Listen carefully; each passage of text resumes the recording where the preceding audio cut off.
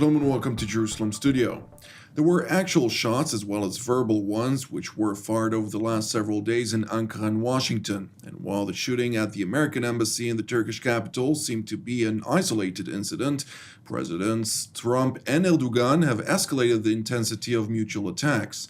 To provide you with a status report on the latest developments on Turkish-U.S. relations, I'm joined here in the studio by Dr. Hayitan Konya-Narotchak, who is a research fellow at the Moshe Dayan Center, Tel Aviv University. Thank you. I'd like also to welcome our TV7 analyst, Mr. Amir Oren, and Ms. Paula Slier, who is the Middle East bureau chief at Russia Today.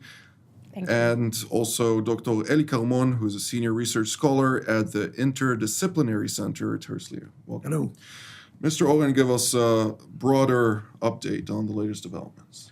Recep Tayyip Erdogan came to power some 16 years ago, first as prime minister and more recently as president. And when he did come to power, George W. Bush was the president, and they did not hit it off immediately.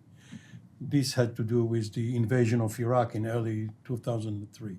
But then there were two other presidents, and at first it seemed like they were going to be the best of friends. It started with Barack Obama, who went to Turkey as a first stop on his Middle Eastern tour, but then relations deteriorated. And then when Donald Trump became president, again, we saw the same pattern. They started as almost the best of friends, and it went downhill from there. Right now, when you have this impasse, on the one hand, you have this Father Bronson affair, which we will go into, and then you have Erdogan's arch enemy, Fethullah Gulen, who lives in Pennsylvania and whom the American administration would not extradite. Plus, they have an investigation into a Turkish bank, which is suspected with Iranian connections.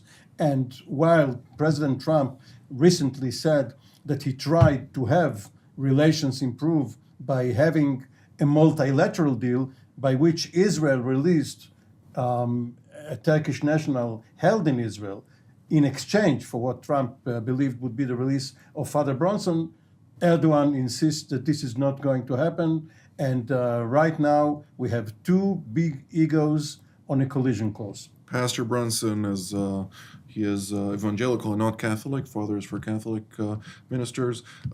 Dr. Konya-Narotchak, when we're talking about the relations, how does Turkey actually perceive this? Okay, first of all, we should understand this. The Father Brunson case is the only top of the Pastor Branson is the only the top of the iceberg. There are many serious disagreements between the two states. First of all, let's concentrate on northern Syrian border.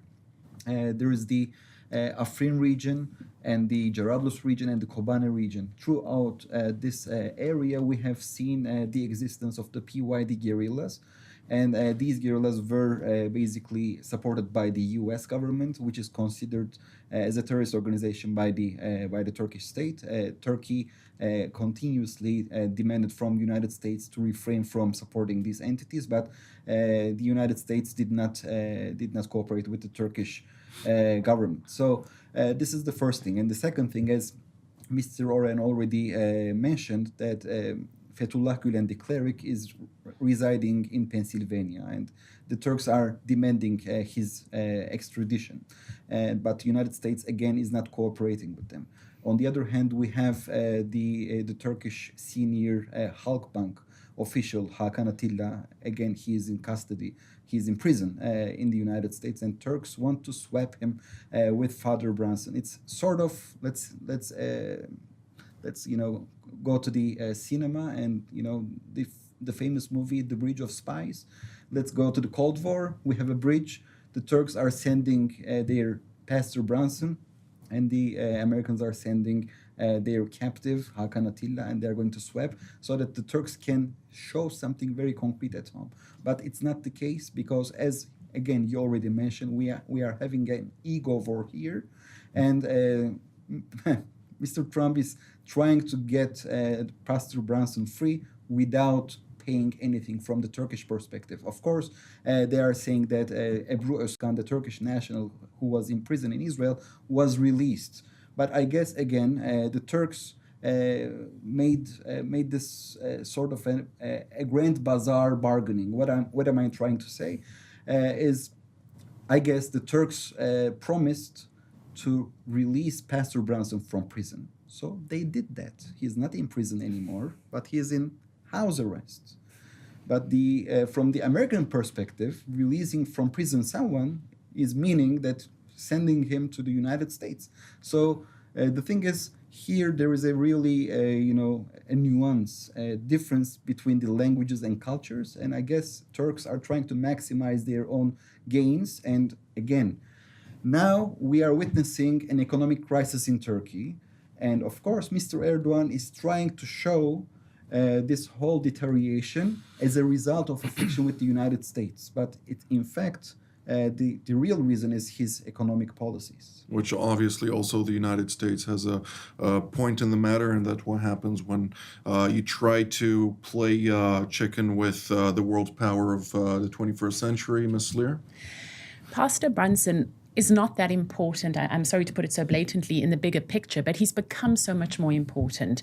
I think he plays very much into the political base that Trump was elected with. He's an evangelical Christian, and President Trump has made statements that he's an honest Christian man, and he has to speak to his support base. At the same time, he has to show that his strong arm tactics work. So the pastor has become so much more important. And as you mentioned, it's so much more than him. It's all these other players that are happening below the surface. But so much focus, at least now in recent weeks, has been on the pastor and on his fate per se. In terms of the economy, here you have the Turkish president blaming the United States, Western banking institutions, saying that they are all at fault for that. And it's to detract attention from his own responsibility for Turkey being in the position that it's in. And at the same way, it also is a clever way of getting the local citizens to support him against a perceived outside enemy. So yes, I agree with you. There are all these different players that are happening. And in the meantime, you see what many are saying is a deterioration in Turkish-American relations, the worst it's been in 4 decades, but at the same time, not to inflate it and make it seem that it's completely impossible to pass through this period. Dr. Kalman? Yes, all these issues are really very important. There is another very important strategic issue which involves not only the United States but also NATO. The fact that Erdogan has decided to buy from Russia S-400 very modern, technologically anti-missile missiles. And at the same time, he has to receive American F-35, the most advanced fighters. And this is a very sensitive security problem for the United States itself and also for NATO. And in the general strategic picture, the very good relationship that now exists between Erdogan and Putin on the one hand, and Erdogan and the Iranian leadership, especially as to what will be the future of Syria.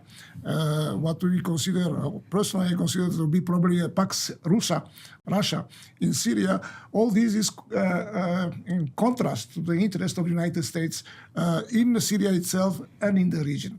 I'd like to see the incident with the Pastor Brunson.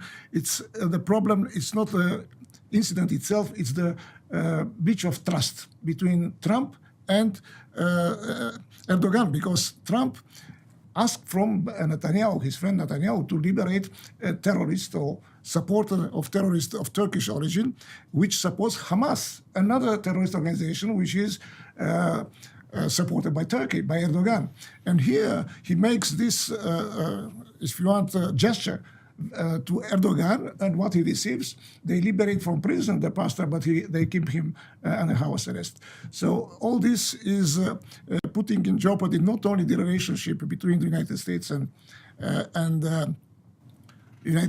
Turkey, but also the relationship with Europe, because Europe here is actually the main economic partner of Turkey.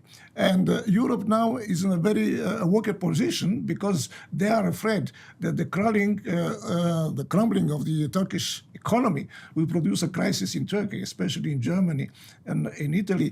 So they try to mend fences between Erdogan on the one hand and the United States. On the other hand, they have also the problems with Trump. So you see that the crisis between Erdogan and Trump becomes a really global crisis.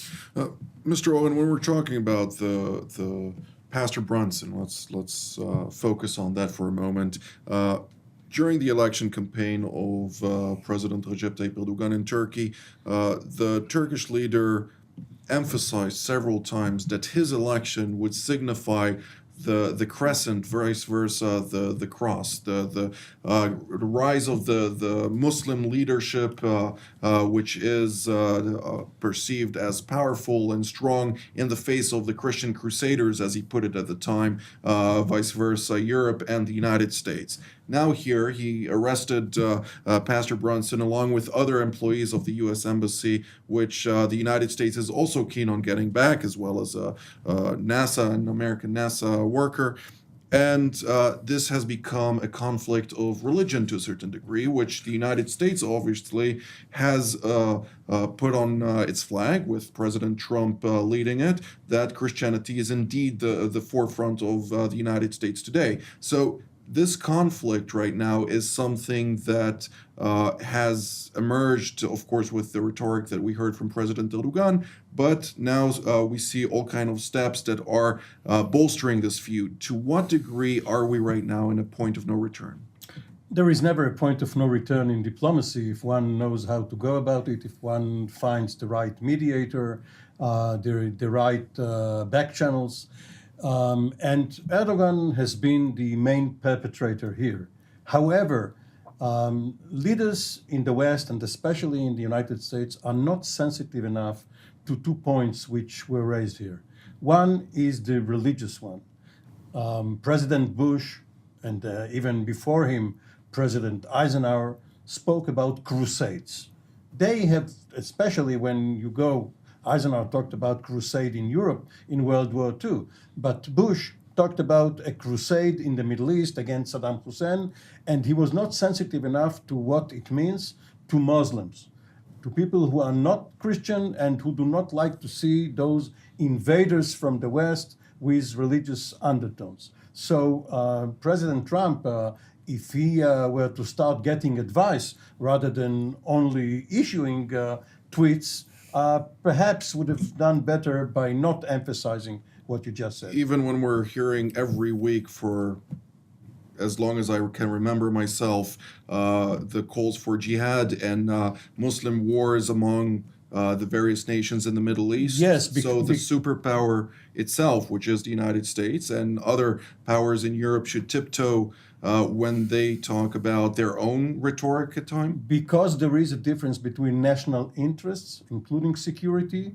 and what seems to be like a blatant religious discrimination. For instance, the anti-Muslim ban on immigrants. By saying, by having a blanket refusal to allow immigrants from Muslim countries, this is uncalled for. So this is one point. The other one is that while not wishing to be too superficial about it or to generalize about it, there is a matter of faith, especially in the Oriental or Muslim world. And when Trump wants to show that he can make Erdogan cry uncle and say, okay, please, Mr. Trump, okay, I give up, let's take the sanctions back.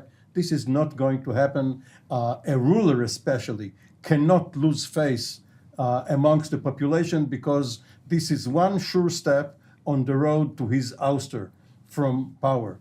And because Trump doesn't have a Kissinger or a James Baker or someone of that caliber who can behind the scenes bring about a compromise, all of this feud is in the public arena, and people hardly ever make concessions having committed themselves in public. Dr. Konya Nowotchuk, to what degree do you believe that the current situation could deteriorate further to even further steps on the ground? Of course, we had this isolated shooting of the U.S. Embassy, but could we see vast Turkish uprisings in Europe and in the United States and elsewhere against American institutions and policies? Okay, if we're gonna see another sanction, and if the Turkish lira will again devaluate, and if it will go over, like 7, maybe 8, and maybe 9, we cannot say that it is not possible, right? So we may see, first of all, some unrests in Turkey. And also we may see some unrest in European capitals. And that's why, for instance, the Turks wanted the Europeans interfere in this friction between themselves with the United States. And that's why the Turkish government released 2 Greek soldiers who were held as prisoners as they were spying next to the Greek border, right? So this is the price that the Turkish government is paying in order to mend fences with the United States by using the Europeans as the mediators. And of course, again, as you said, I cannot tell you no, it cannot happen. These kind of things, like the shootings at the American embassy, or maybe kidnapping American nationals in Turkey, outside Turkey, everything can happen. But I think the Turkish administration is very much pragmatic. For instance, I would like to give you a concrete example.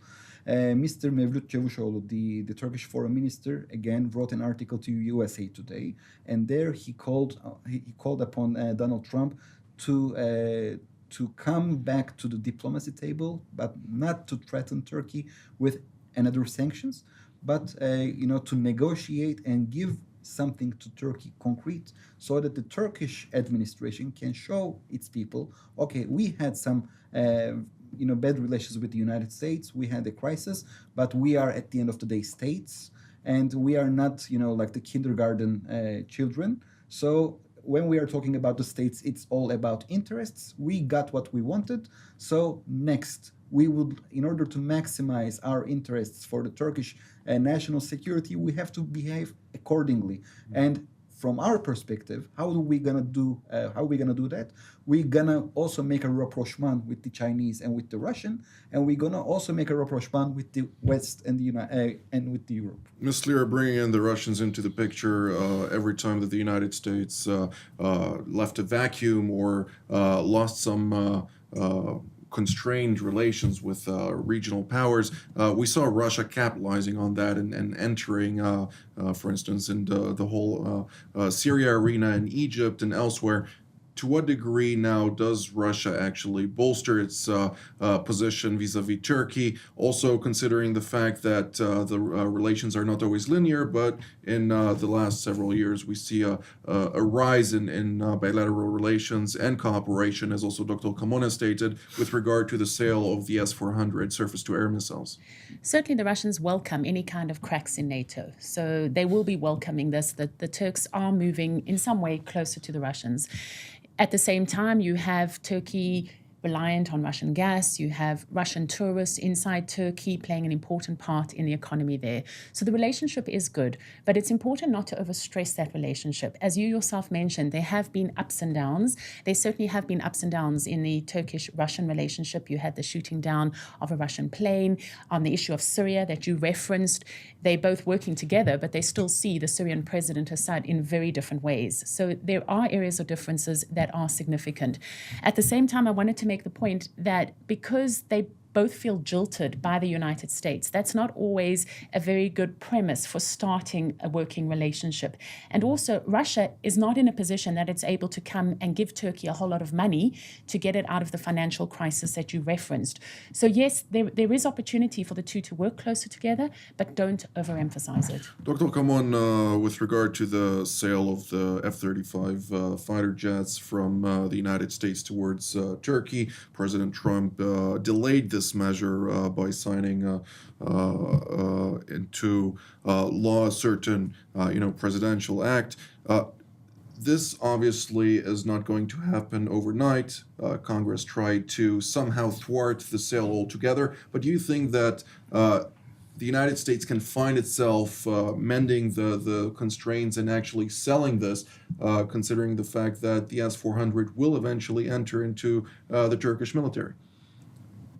First of all, I want to say that yesterday the Pentagon has announced that the relationship between the American military and the Turkish military are not suffering from the political crisis, which means that under the cover of this political crisis, still there is cooperation between those entities which count also in the two countries.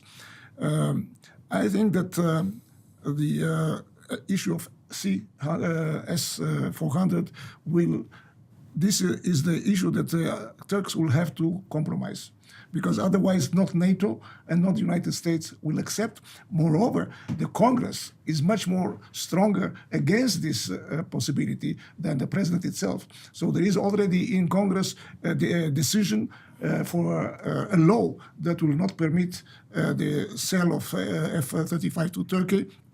And I think that also the Europeans have not much input here, because what Erdogan is trying to do with the Europeans is to balance, not to mediate.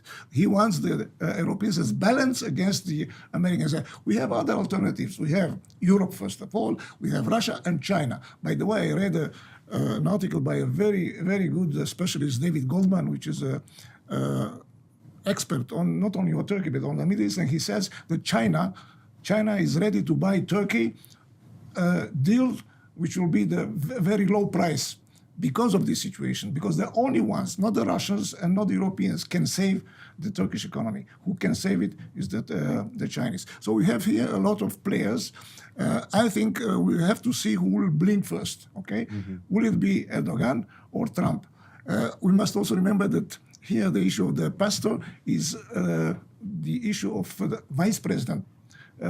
Because the vice president is very much involved in this affair, and his constituency is mostly of evangelists. Mm-hmm. So you have two persons now against Erdogan in the United States establishment. We'll see again. There will be a lot of moves by the parties, especially by Erdogan, who tries to convince the Americans.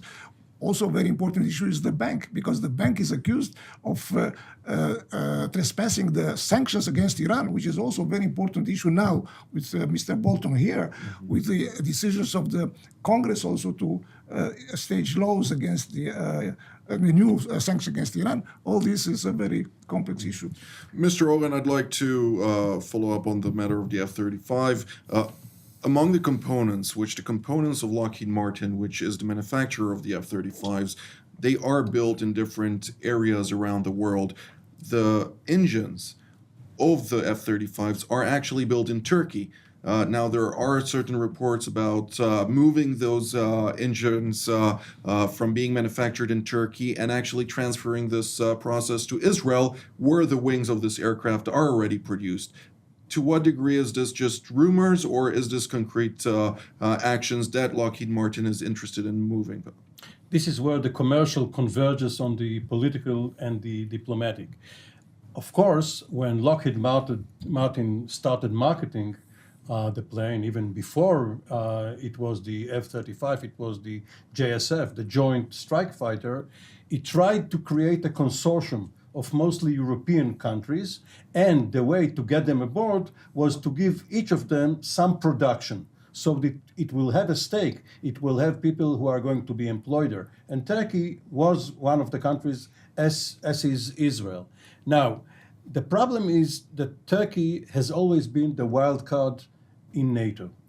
This is the only, or used to be the only Muslim member state of NATO, and it had two problems which NATO could hardly live with, but went away. One was the military dictatorship, but also Spain and Portugal had dictators, and even though NATO spoke about democracy, it managed to go along because the Soviet threat was more important. The other one, in 1974, was the invasion of Cyprus, which is still under occupation, the northern part of Cyprus. But this now is the first time where there is a direct bilateral confrontation. This is not some issue which the Americans have to decide their view on. This is Turkey against the United States. So for the time being, there will not be F-35 or F-35 production. And whether the production moves to Israel or Britain or Italy or back to Fort Worth, Texas, is less important. Well, we're drawing near to the end of the program, so I'd like to give each and every one of you the opportunity to have a little bit of an input about prospects for the near future. Dr. Konya Nowotchak? Well, from my perspective, Turkey will not be able to just say, no, we are not going to buy from Russians the S-400s, because at the end of the day, they are buying this, against whom? Against their own army, because they are thinking that if tomorrow there will be another coup attempt, how do you gonna shut these F-16s? Only with S-400s. And also we should not forget, when Bashar al-Assad posed a national security threat against the Turkish cities in south border, the Germans, and if I'm not mistaken, the Dutch, they withdraw with the Patriot missiles system back to Europe, and Turks were without an umbrella, in an eve of a potential missile rain. So they are not, they cannot basically forget this this strategic threat, and from their perspective, they were betrayed by their own allies. So they don't want to put all the eggs to the same basket. They would like also to have other alternatives. Ms. Lear? Trump and Erdogan are very similar, as we've kind of referenced here. They're both outspoken leaders. They both speak to nationalist support bases, but they're both also very unpredictable. So when we try and give some kind of prognosis for the future, I think it's fair to say it's not clear what will happen, because we cannot be clear on how each of these leaders will behave. Trump certainly feels betrayed, I think that's the right word, in terms of Erdogan's latest actions. And there he was referencing Erdogan as a friend not so long ago. So I think we need to watch both their personalities as part and parcel of the bigger picture of what's happening. Dr. Kalman? I think from the Israeli point of view, this crisis is very important, because if there is a real crisis in United States, this will influence our relationship with Turkey, which are already complicated, and especially what happens in northern Syria. Because in northern Syria, there is a question if the Americans will stay. There will be there a kind of clash between Turkey and the Russians, all by the way, and the Americans and the Kurds. And Israel has interest that this part of Syria would be under some kind of American influence in order to stop the Iranian penetration inside Syria. Mr. Owen? If we were to judge an American-Turkish contest or confrontation, of course, Turkey is no match for the power of the United States. But what is at stake right now is the stamina of both leaders. And on that count, Erdogan is stronger, because Erdogan is already after his own election, and Trump is going to be put to the test come November the 6th in the midterm elections. And not only in Turkey, in Iran, in many other places around the world, they are waiting to see whether the Trump administration is going to be crippled by democratic achievements in the midterm elections, which will perhaps, according to their view, bring Trump to make concessions. Well, this is all the time that we have for today, so I'd like to thank Dr. Konya Nowotchak, Mr. Amir Oren, Ms. Paula Slier, and Dr. Eli Kalman for being here today. And I'd like to thank our viewers as well, and we will see you again on Friday at the same time.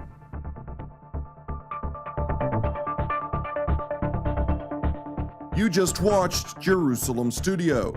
If you were enriched by the program, please consider supporting Heaven TV7 Jerusalem.